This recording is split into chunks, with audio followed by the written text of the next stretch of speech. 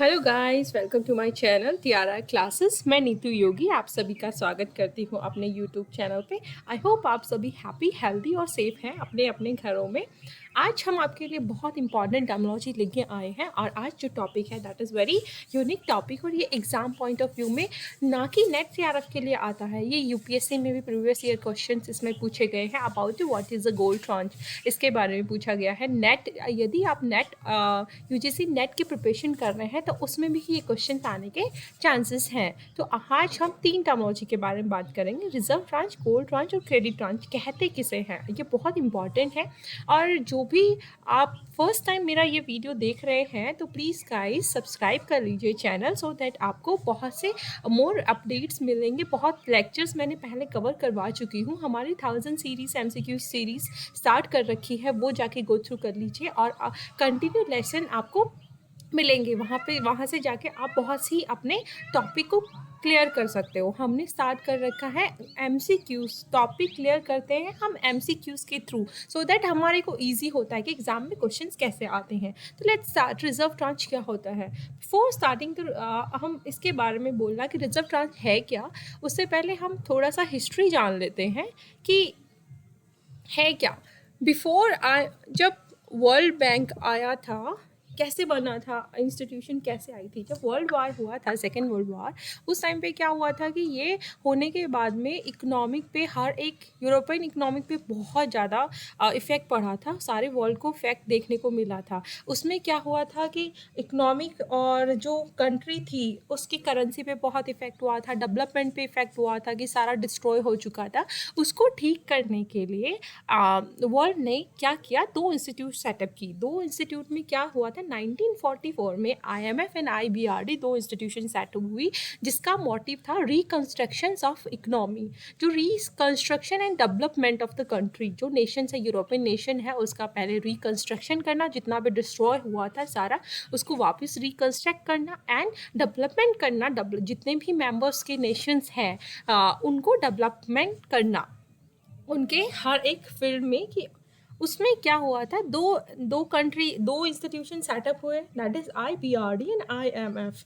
1944 को हुआ, Britain would की जो कॉन्फ्रेंस थी उसमें। अब क्या होता है कि ये दो इंस्टीट्यूशन, अब आईएमएफ का मेंबर बनने के लिए क्या चाहिए, अब आप बोलेंगे कि आईएमएफ मेंबर बनने के लिए दो उन्होंने कंडीशंस रखी हैं कंट्री से।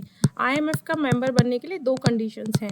वो दो कंडीशंस कौन कौन सी हैं? उन्होंने बोला सबसे पहले आप वर्ल्ड बैंक का मेंबर बनो, तब आईएमएफ का मेंबर बन सकते हो। और सेकंड कंडीशन क्या थी? ये तो फर्स्ट कंडीशन थी। सेकंड कंडीशन ये थी कि मेंबरशिप लेने के लिए उनको कोटास डिसाइड कर रखे थे, सब्सक्रिप्शन अमाउंट देनी पड़ती थी। और ये सब्सक्रिप्शन अमाउंट और कोटा कैसे डिसाइड होते थे?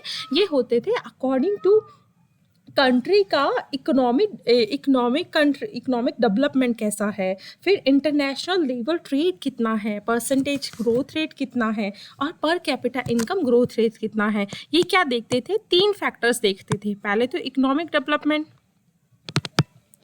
उसके बाद में सेकंड देखते थे उनका वर्ल्ड ट्रेड परसेंटेज कितना है, उस कंट्री का उसका परसेंटेज कितना है। थर्ड देखते थे पर कैपिटा इनकम की ग्रोथ रेट क्या है। उसके अकॉर्डिंग कंट्री का सब्सक्रिप्शंस और या कोटास डिसाइड होते थे। जिसका इकोनॉमिक ग्रोथ रेट ज़्यादा होगा उसका कोटास और परसेंटेज उसका हाई होगा।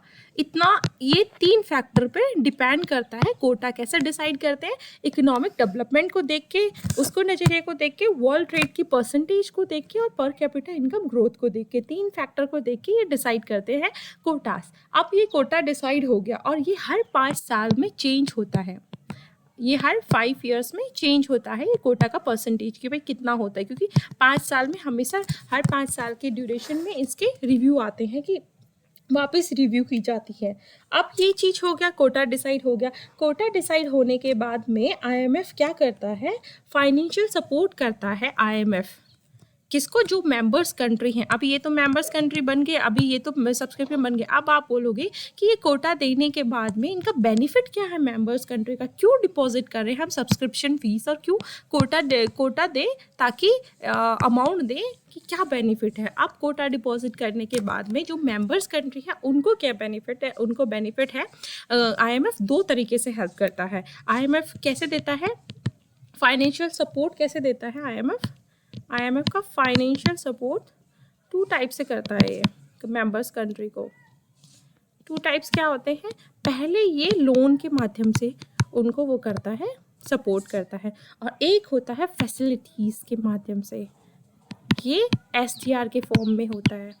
जो SDR है, बकेट लिस्ट, SDR के में 5 बकेट लिस्ट के 5 कंट्रीज़ के वो है करेंसीज इंक्लूड होती हैं, वो हमने देख रखा है क्या करना है और क्या नहीं।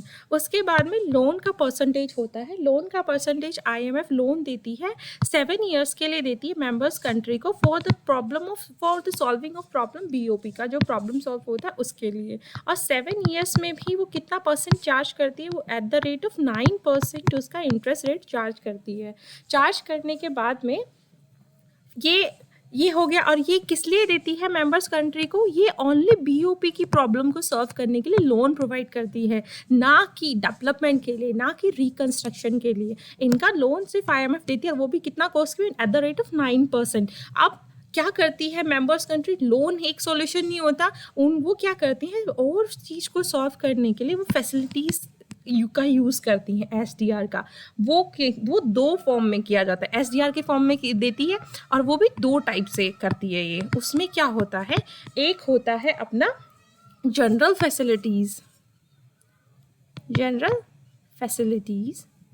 एक होता है स्पेशल फैसिलिटीज़।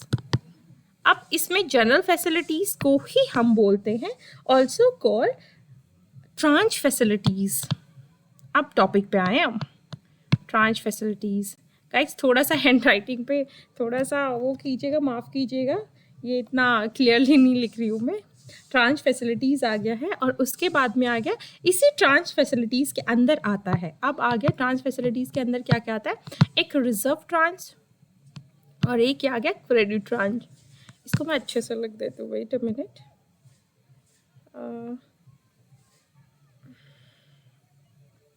एक आ गया रिजर्व ट्रांच और एक आ गया जनरल ट्रांच, क्रेडिट ट्रांच। अब रिजर्व ट्रांच और क्रेडिट ट्रांच के बाद में यदि प्रॉब्लम सॉल्व नहीं हो रही है तो फिर स्पेशल फैसिलिटीज़ का यूज़ करेंगे। इसको अच्छे से लिख देती हूँ, 1 सेकेंड दीजिएगा, आप नोट डाउन करते रहिएगा, बिकॉज ये बहुत इंपॉर्टेंट है, ये एग्ज़ाम में बहुत पूछा जाता है, दैट इज़ वेरी इंपॉर्टेंट। और ये आगे के लिए भी आपके लिए कंसेप्ट क्लियर हो जाएगा, रेडी हो जाएगा, कोई भी एग्ज़ाम दोगे ना आप तो उसके लिए हो जाएगा। अब क्या होता है, 2 हो गया, एक तो लोन का तो बात कर ही ली। अब बात करते हैं फैसिलिटीज़ का, हम बात करते हैं उसके बारे में बात कर रहे थे। फैसिलिटीज़ भी वो दो टाइप से देते हैं, वो हमने देख लिया, जनरल और स्पेसिफिक। अब जनरल में जो रिजर्व और गोल्ड ट्रांच क्या होता है, अब क्रेडिट रिजर्व मतलब जनरल फैसिलिटीज़ को ही ट्रांच फैसिलिटीज़ कहते हैं। ये एक आप ध्यान में रखिएगा, छोटे छोटे क्वेश्चन पूछे हैं। और इसमें भी 2 हो गया, रिजर्व और क्रेडिट। अब क्या होगा, फॉर एग्जाम्पल, अब ये क्या होगा कि मेंबरशिप जो कोटाज अमाउंट थी, यदि किसी कंट्री का 100 करोड़ है तो 100 करोड़ में उसमें कितना देगा, वो कैसे देगा। अब वो देगा किसी भी कंट्री को कैसे पेमेंट करना पड़ेगा, उसको ये बहुत अच्छी फैसिलिटीज़ मिली गई है। यदि इसका वो 50% वो अपने डोमेस्टिक करेंसी में पे करेगा, डोमेस्टिक करेंसी यूज़ करेगा, 25% वो गोल्ड या SDR के फॉर्म में देगा, गोल्ड में देगा या SDR में करेगा, सॉरी डॉलर में देगा वही। और रिमेनिंग जो 25% जो उसका अमाउंट का बचा है वो किस चीज़ में देगा, वो अदर कंट्रीज़ के करेंसी में पे कर सकता है। अब बात करते हैं रिजर्व ट्रांच। अब क्या होता है कि यदि किसी को कंट्री को प्रॉब्लम आया, लोन के अलावा उनको फंडिंग लेना है तो वो ले सकते हैं, कोटा का यूज़ कर सकते हैं, जितना कोटा दिया है वो 100% यूज़ कर सकते हैं विदाउट एनी प्रॉब्लम। उनका राइट होता है 100% यूज़ करने का। इसमें क्या बेनिफिट है, एक तो बेनिफिट ये होगा 50% डोमेस्टिक करेंसी में देना पड़ेगा उनको, और एक हो गया है करेंसी मतलब डोमेस्टिक करेंसी में अमाउंट पे करना, लोन पे करना इज ईजी अदर कंट्री की करेंसी के तौर पे। तो ये 100% का ये इतना ले सकता है, कभी भी एनी टाइम उस कंट्री के मेंबर कंट्री को राइट होता है कि रिजर्व ट्रांस का 100% यूज़ कर सकता है, और ये बीओपी की प्रॉब्लम को सॉल्व करने के लिए और अदर जो भी प्रॉब्लम हो रही है उसकी प्रॉब्लम को सॉल्व करने के लिए फैसिलिटीज़ दी जाती है। अब 100% में भी क्या होगा, जब यदि वो इसका 100 करोड़ का मैं एग्जाम्पल लिया है, यदि 100 करोड़ कोटा है उसके अकॉर्डिंग, यदि वो 25% लेता है, अपनी जितनी अमाउंट कोटा का टोटल परसेंट का 25% यूज़ करता है, उससे कहते हैं ओनली, यदि उसने 25% ही यूज़ किया तो उसको कहते हैं गोल्ड ट्रांच, या ये कहता है गोल्ड ट्रांच। ये क्लियर हो गया गोल्ड ट्रांच किसे बोलते हैं। यदि उस कोटा का कोई भी मेंबर कंट्री 25% यूज़ करती है तो उसको कहते हैं गोल्ड ट्रांच। और इसके अलावा अब ये भूल जाइए, इसके अलावा क्या हुआ 100% का, अभी 100% का रिजर्व ट्रांच किसे बोलते हैं, 100% यूज़ कर सकती है, वो अपना अपना लेगी इस फॉर्म में 100% रिजर्व ट्रांच यूज़ कर सकते हैं। इसको क्या कहते हैं, reserve tranche position with IMF, RTP with IMF होने के बाद में अब क्या होता है, इससे भी प्रॉब्लम सॉल्व नहीं हो रही है तो सेम इतनी अमाउंट का, टोटल अमाउंट का वो इक्वल का इतना ही 100 करोड़ और ले सकती है, उसको बोलते हैं हम क्रेडिट ट्रांच। जो 100 करोड़ है उसी का, ये तो सॉल्व हुआ नहीं, रिजर्व ट्रांस पोजीशन से ही रिजर्व ट्रांस से भी प्रॉब्लम सॉल्व नहीं हुई है, तो कंट्री क्रेडिट ट्रांस 100 करोड़ इसके इक्वल अमाउंट का ले सकती है, उसको बोलते हैं क्रेडिट ट्रांस। उसमें भी सॉल्यूशन नहीं हुआ, कंट्री की प्रॉब्लम सॉल्व नहीं हुई, तो वो यूज़ कर सकती है स्पेसिफिक फैसिलिटीज़ के तौर पे ले सकती है, IMF से फंडिंग ले सकती है वो। और ये कब यूज़ होता है, ये तब यूज़ होता है जबकि फंडामेंटल प्रॉब्लम है किसी भी कंट्री की बीओपी में, तब इसका स्पेसिफिक फैसिलिटीज़ का यूज़ किया जाता है। तो आज हमने 3 चीज़ें पढ़ी हैं, बहुत ही इंपॉर्टेंट टॉपिक था ये, कि आई होप आपको समझ में आया होगा। कोई भी इसके लिए कोई भी डाउट आ रहा है तो प्लीज़ आप डाउट क्लियर कर सकते हैं, मेरे को कमेंट बॉक्स पे टेक्स्ट कर दीजिएगा, मैसेज कर दीजिएगा, मैं आपको क्लियर कर दूंगी। इसमें सिंपल था, जो 100 करोड़ था 100% का, यदि 25% यूज़ करते हैं तो उसको बोलते हैं हम गोल्ड ट्रांच। यदि उसमें 100% यूज़ किया है तो उसको जो जितना कोटा का अमाउंट है उसका 100% यूज़ करते हैं तो उसको रिजर्व ट्रांच पोजीशन कहा जाता है। वो विदाउट एनी अदर कंट्री के बिना परमिशन के वो डायरेक्टली कोई भी नेशन रिजर्व IMF से कर सकता है, अपना पैसा ले सकता है, इतना लोन ले सकता है, वो पैसा ले सकता है IMF से। उसके बाद में भी उसकी प्रॉब्लम सॉल्व नहीं हुई है तो BOP के माध्यम से वो प्रॉब्लम सॉल्व नहीं है तो वो क्रेडिट ट्रांच ले सकता है, उसी के अमाउंट का इक्वल होने के बाद में यदि फिर भी प्रॉब्लम सॉल्व नहीं हो रहे तो स्पेसिफिक फैसिलिटीज़ यूज़ कर सकता है। ये सारी कंडीशंस थी इसमें, इसी को बोलते हैं। फिर देखो क्रेडिट ट्रांच क्या होता है, the credit tranche are the portion of the loan that are release to the member country usually upon the member fulfilling conditions और requirement set forth by the IMF, जितने भी कंडीशंस हैं। Credit tranche are the क्लंच of credit that the IMF make available to the member country as they make financial reform according to IMF guidance.